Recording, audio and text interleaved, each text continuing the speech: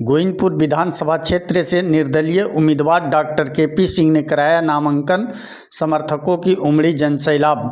गोविंदपुर विधानसभा क्षेत्र से शनिवार को निर्दलीय उम्मीदवार डॉक्टर केपी सिंह ने अपना नामांकन पत्र दाखिल किया। नामांकन पत्र दाखिल करने के दौरान बड़ी संख्या में समर्थक मौजूद रहे।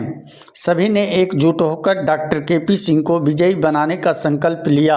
नामांकन दाखिल कराकर गोविंदपुर वापस लौटते ही शाम लगभग 6 बजे गोविंदपुर चौक पर पहले से मौजूद समर्थकों ने फूल माला पहनाकर भव्य स्वागत किया।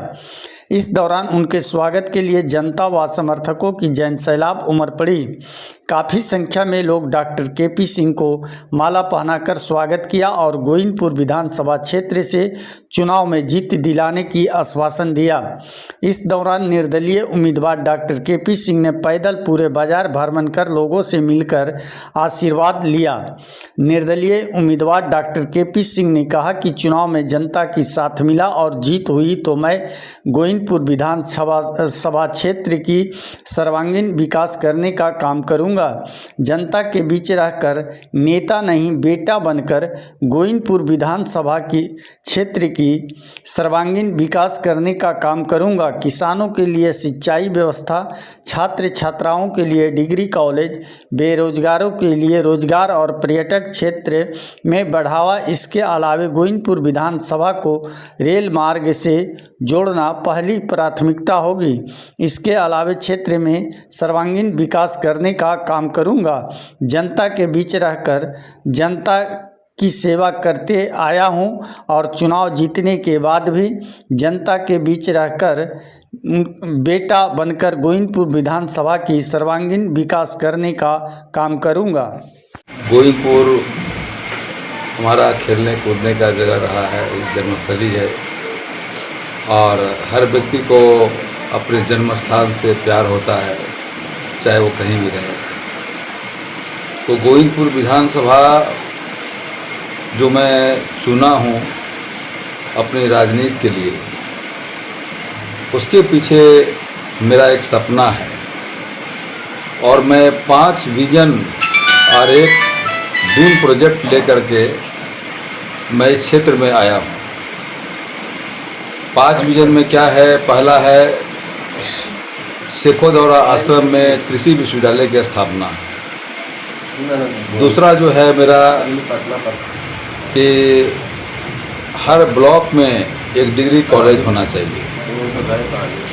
तीसरा है कि नवादा के 5 विधानसभा क्षेत्र में गोविंदपुर एक ऐसा बेचारा है जो कि जो है न रेलवे कनेक्टिविटी से नहीं जुड़ा हुआ है, तो इसको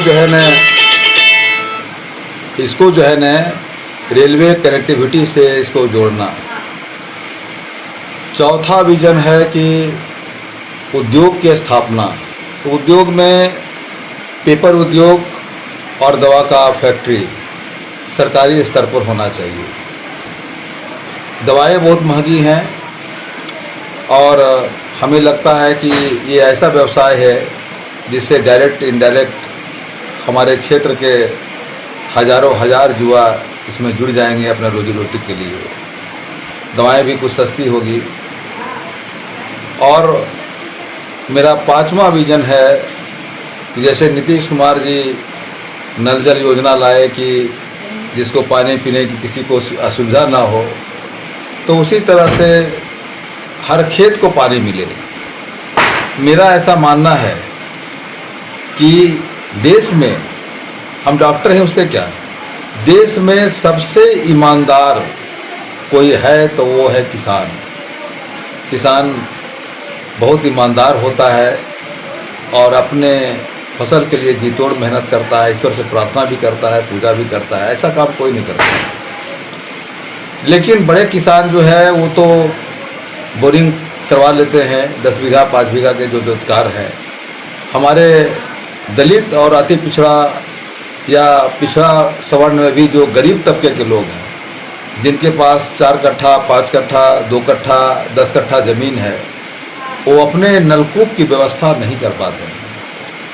तो सरकार का कर्तव्य होता है कि इन संसाधनों को कम से कम जन जन तक पहुंचाना। अगर हमारे किसान भाई मेहनत को तैयार है तो हमारी धरती सूखी क्यों रहेगी।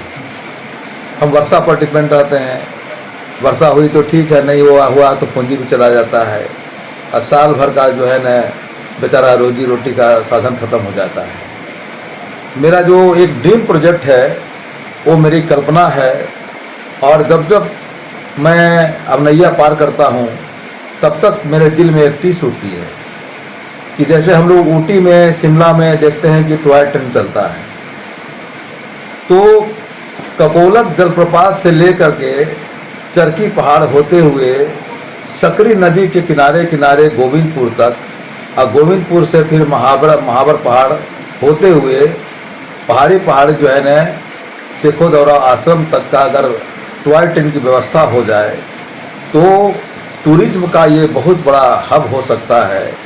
और चूँकि और भी स्पॉट है घूमने के लिए, बोधगया है और अब मेरा जल राजगीर है, ये पावापुरी जल मंदिर है, तो ककोलत है। तो अगर ये सारे स्पॉट आप कहीं भी जाएंगे बाहर घूमने के लिए तो सभी स्पॉट सटे सटे नहीं मिलते हैं, दूर जाना पड़ता है। तो यदि अगर मेरी कल्पना और मेरा सपना अगर पूरा हो जाए तो 4 चांद लग जाए।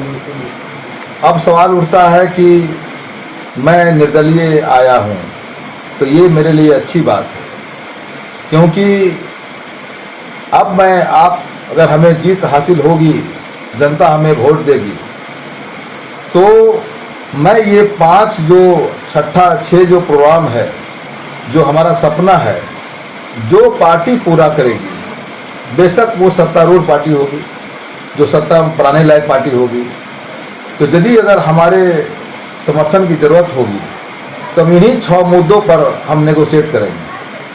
हम ना मंत्री पद मांगेंगे, ना हमको पैसा चाहिए, और आम सभा बुला करके जो उसके जो नेता है उसको कहेंगे कि ये हमारी जनता है, हम इसके विधायक हैं, और आप वचन दीजिए कि ये 6 जो है न आपका जो मेरा प्रोजेक्ट है आप पूरा करेंगे और मैं आपको समर्थन दूंगा।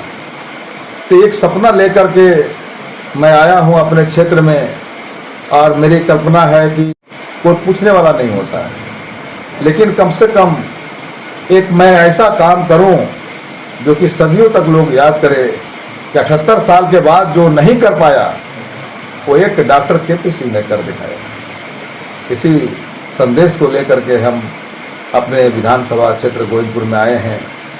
हम चाहते तो हिस्सा लड़ सकते थे, और हम चाहते तो गोविंदपुर से भी टिकट ला सकते थे, लेकिन आप समझ सकते हैं कि जो तरीका होता है वो मुझे पसंद नहीं। मैं ईमानदार व्यक्ति हूँ और ईमानदारी का रास्ता चुनता हूँ। पहला प्रत्याशी है, निर्दलीय प्रत्याशी हैं, और पहला बार में ही अब गोविंदपुर का दौर रहा है। जनता का अपार समर्थन आपके साथ देखे बाजार में, इस पर क्या कहना है? देखिए, जनता जो है न वो तुलना कर रही है। जनता जितने भी कैंडिडेट हैं सभी को देख रही है, और देखते देखते उड़ चुकी है। तो हमारा तो घर गोविंदपुर है और हमें बचपन से लोग जानते हैं, तो कितना स्ट्रगल किया हमने परिवार के लिए कितना किया, हमने गांव घर के लिए भी किया, हमने हैंडीकैप्ड के लिए भी किया। तो बहुत सारा चीज़ हम जनता देख रही है, और यही हमारे अपार समर्थन का कारण है। हम सभी जनता से कहेंगे कि आप जितने उम्मीदवार हैं सबका जीवनी आप पढ़ लीजिए, अगर उसमें हम बेहतर लगे तो हमें वोट दीजिए, क्योंकि आपका वोट बहुत ही महत्वपूर्ण है। सर आप अपने एक नाम एक बार बता दीजिए। नाम एक बार बता दीजिए। मेरा नाम डॉक्टर कीर्तिपाल सिंह है। मैं डॉक्टर केपी सिंह चंद्रवंशी के नाम से जाना जाता हूँ।